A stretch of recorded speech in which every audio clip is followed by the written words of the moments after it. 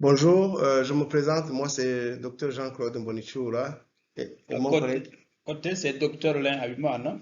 Merci, nous sommes pour le moment réunis pour préparer et présenter la remédiation en e-learning en chirurgie générale et l'équipe qui a procédé à cet enseignement en ligne est constituée évidemment des deux chirurgiens et de Madame Kanani Yvonne et Monsieur Nkurunziza Jude qui sont pour le moment en mission pour autre chose.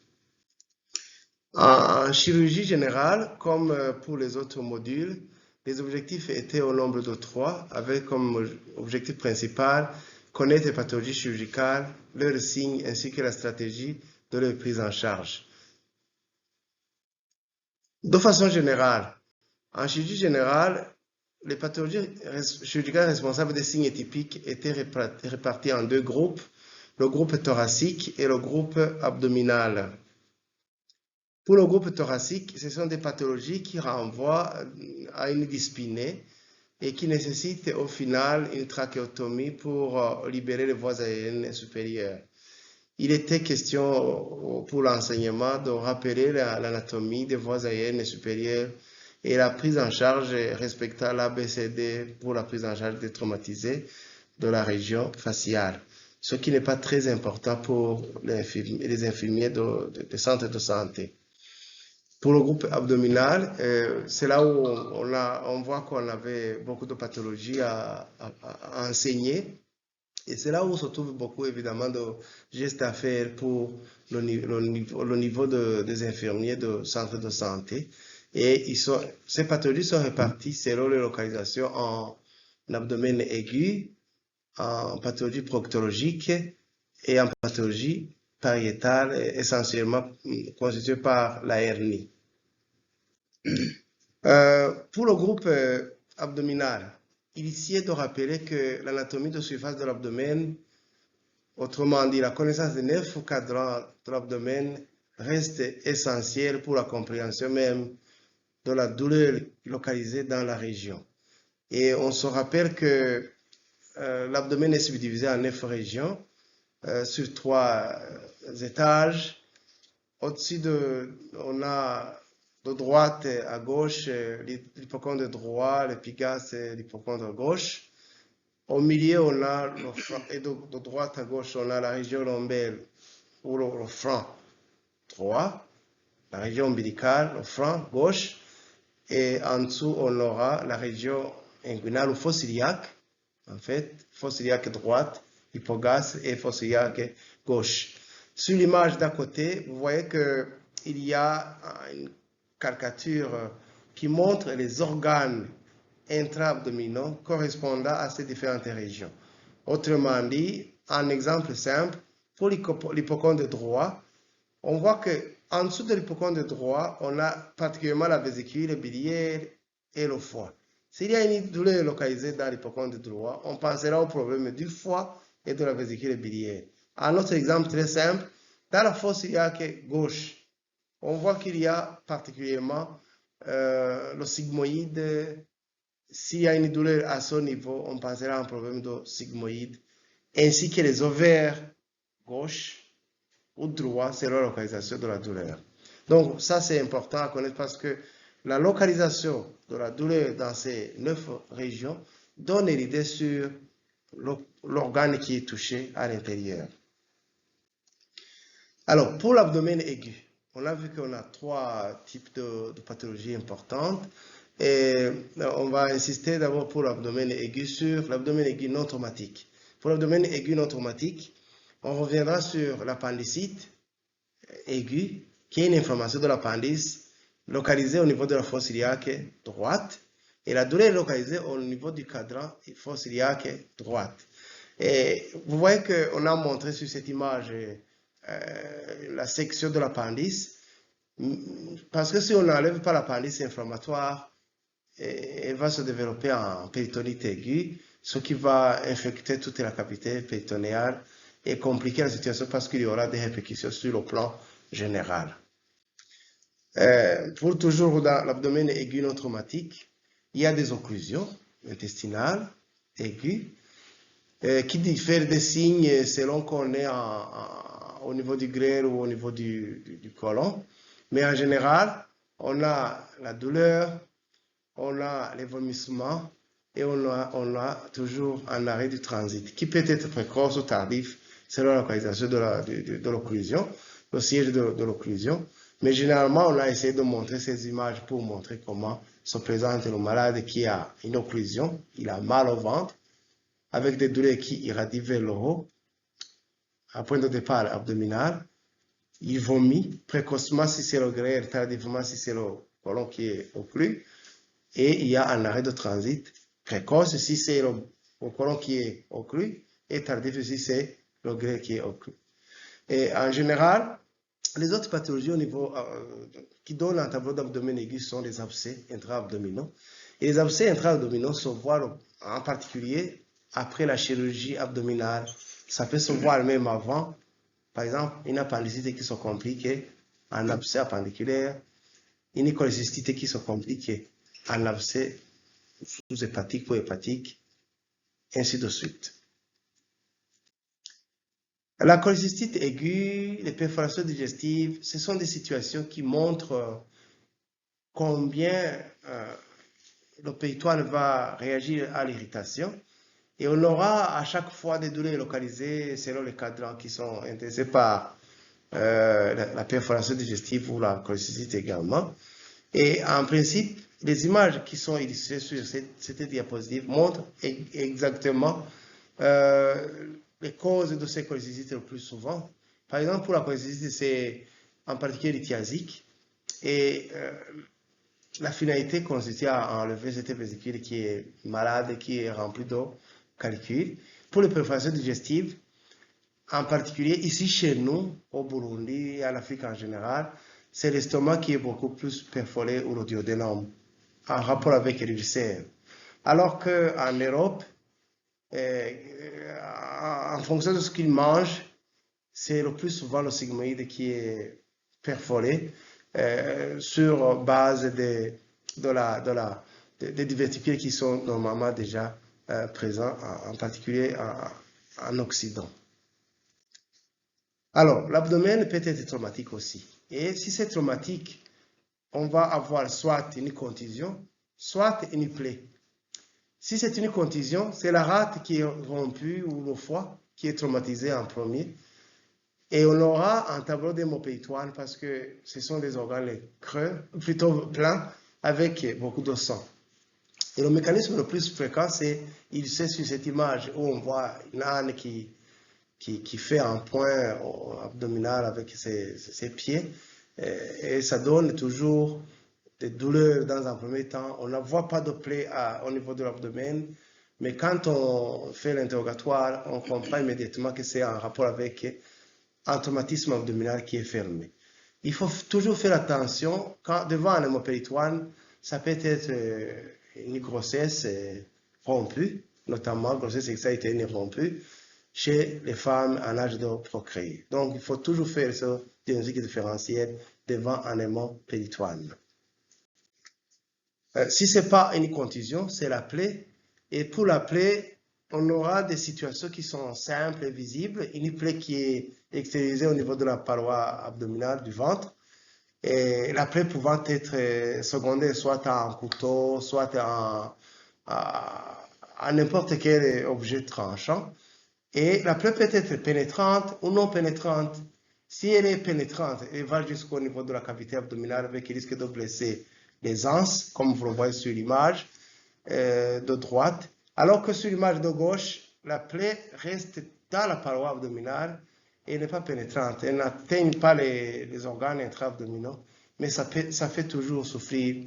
Et dans tout ça, il faut faire une exploration chirurgicale tranquille pour trancher. Alors, pour le chapitre des affections proctologiques, on a essayé de vous représenter une diapositive très surchargée, mais qui est parlant. De gauche à droite, même jusqu'en bas, on va de la thrombose hémorroïdaire à la fissure anale. Pour la première image, c'est la thrombose. Vous voyez que c'est un peu dilaté, tendu, légèrement bleuté chez les blancs.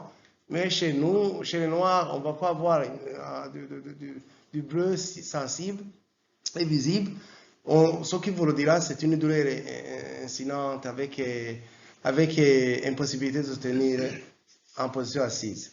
Deuxième image, c'est des paquets hémorroïdaires à 7h et à 9h. Troisième image, vous voyez une flèche rouge qui montre l'écoulement, une petite tuméfaction avec écoulement du liquide blanchâtre qui est depuis, en fait, c'est un abcès de la marge anale. L'image suivante, c'est une fistule anale qui est soignée avec un lacet qui est en place. C'est la façon de soigner ces fistules anales. Et généralement, vous voyez que toutes ces situations demandent qu'on fasse une chirurgie. Pour la fissure anale, il faut noter les deux signes importants, l'ulcération et la douleur, une douleur qui coïncide avec la défécation. Donc, c'est important à signaler parce que dans les autres situations hémorroïdaires, on n'a pas forcément mal parce qu'on fait la défécation, mais s'il y a une fissure, ça fait mal au cours de la défécation. Alors, cette image montre la différence entre le prolapsus rectal à droite et la pathologie hémorroïdaire à gauche. Donc, vous voyez qu'il n'y a pas lieu de se tromper sur les deux pathologies. À droite, on a une sortie de tout le rectum avec des plis qui sont circulaires, alors qu'à gauche, c'est une sortie qui est localisée avec des plis radiaires au lieu que ce soit circulaire. Voilà, donc à gauche, on a la maladie hémorroïdaire et à droite, on a le prolapsus rectal. Sur ces photos que vous voyez devant vous, on insiste particulièrement sur les tumeurs anales qui sont de diverses natures histologiques. Ça peut être bénin ou malin. Si c'est le condylome, par exemple, acuminé, c'est bénin. Mais si c'est carcinome ou épidémoïde ou adénocarcinome, ça peut être toujours des cancers. Et la prise en charge est encore une fois chirurgicale. Alors, la pathologie pariétale, on va insister particulièrement sur la hernie. Et la hernie peut être, par définition, une issue des organes intra-abdominaux à travers une zone de faiblesse naturelle ou acquise. Naturelle, on parlait de la hernie. Acquise, on parlait de l'éventration. Et acquise, c'est une zone de faiblesse, comme vous l'entendez, qui est acquise au décours d'une chirurgie antérieure. J'ai mis deux images sur cette...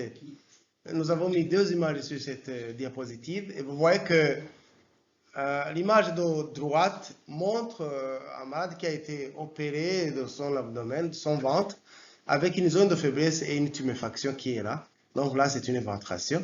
Alors qu'à gauche, on a une photo qui montre les différentes tuméfactions. Et ces différentes tuméfactions signifient qu'on peut avoir les hernies à ces différentes localisations, soit épigastriques, soit ombilicales, soit inguinales, soit crurales, soit Spiegel, la ligne de Spiegel étant la ligne verticale mais latérale, paramusculaire droit.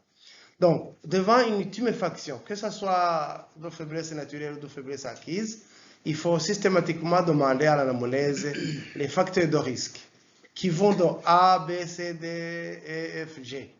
A, c'est l'acide, B, c'est les bronchopnéumopathies obstructives chroniques, C, c'est la constipation, D, c'est la dysurie, E, c'est l'effort, F, c'est fat, un peu d'engrais, fat qui signifie obésité, et G, c'est la grossesse.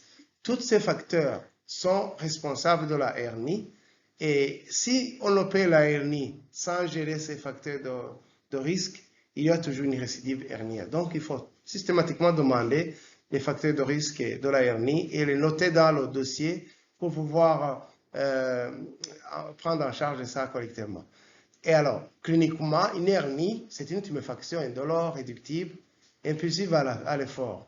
Il faut toujours faire attention à l'étranglement de la hernie parce que si la hernie est étranglée, la tuméfaction qui était indolore devient douloureuse, la tuméfaction qui était réductible devient irréductible, et la tuméfaction qui était impulsive à la toux devient non impulsive à la toux. Bon, c'est l'inverse, non impulsive à la toux. Voilà, de façon générale, les signes en chirurgie générale sont de deux types. Ils sont soit dominants, typiques, c'est la plainte principale, soit atypique, et là, c'est des signes qui sont associés à la plainte principale. Pour la prise en charge en chirurgie générale, il faut se fier à la stratégie plainte-traitement qui a été proposée. Unes de ces stratégies sont nouvellement rédigées, notamment le A13 et le A14.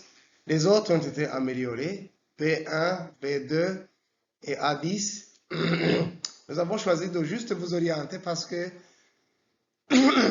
ces stratégies plainte-traitement se trouvent bien ancrées dans le matériel didactique que vous utilisez tous les jours au centre de santé. Et ça peut se retrouver en ligne ou en hard copy, en physique. Vous pouvez toujours accéder à ces stratégies. Et donc, on ne va pas revenir sur tout ça. On vous oriente directement qu'il faut aller les lire.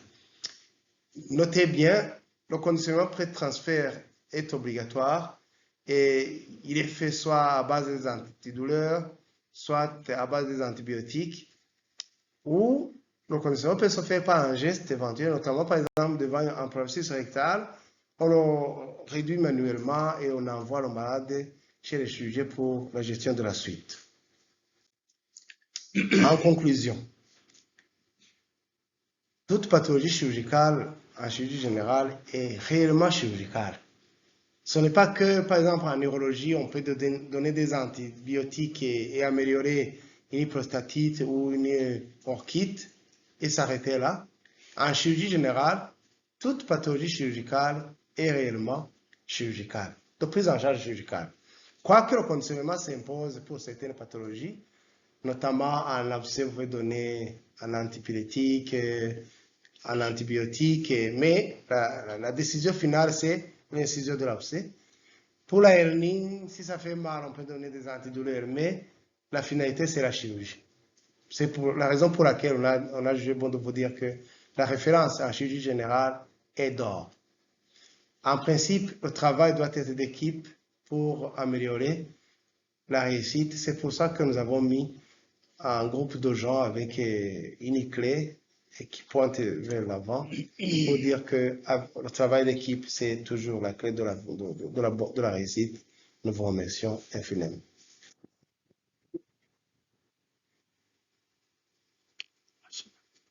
Fin. Fin.